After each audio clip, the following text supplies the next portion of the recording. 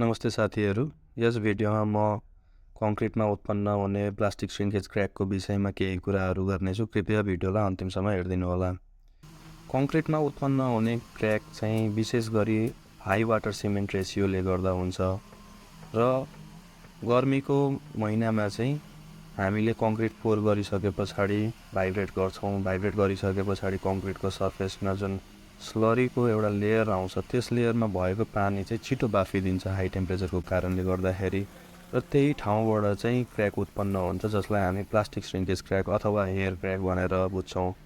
र यस क्र्याकलाई हामीले इग्नोर गर्यो भने पछि यही क्र्याक चाहिँ डेभलप भएर स्ट्रक्चर क्र्याक बन्छ र पछि भविष्यमा चाहिँ सिपेज हुने, रस आउने जस्तो समस्याहरू उत्पन्न हुन्छ।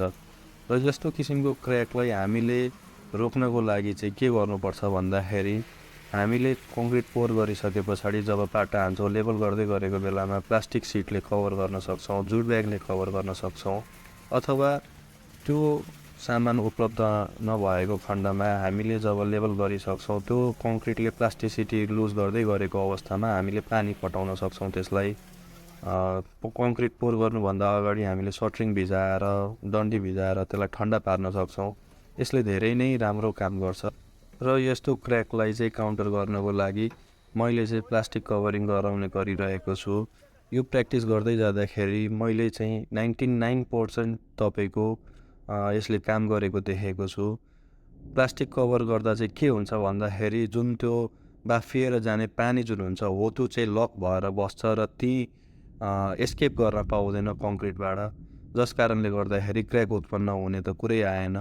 त्यही कारणले गर्दाखेरि तपाईँहरूलाई पनि प्लास्टिक कभर गराउनु रेकमेन्ड गर्छु, अथवा तपाईँहरूको एरियामा जुट ब्याग सजिलै पाइन्छ भनेदेखि जुट ब्यागलाई भिजाएर कङ्क्रिटलाई कभर गर्नुहोस्। यसले तपाईँको क्र्याकको जुन इस्यु छ यो तपाईँको 99% सल्भ हुन्छ।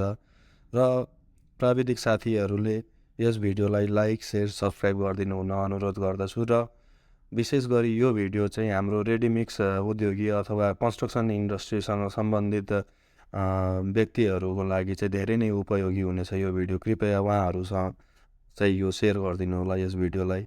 यहाँसम्म भिडियो हेरिदिनु भएकोमा धन्यवाद।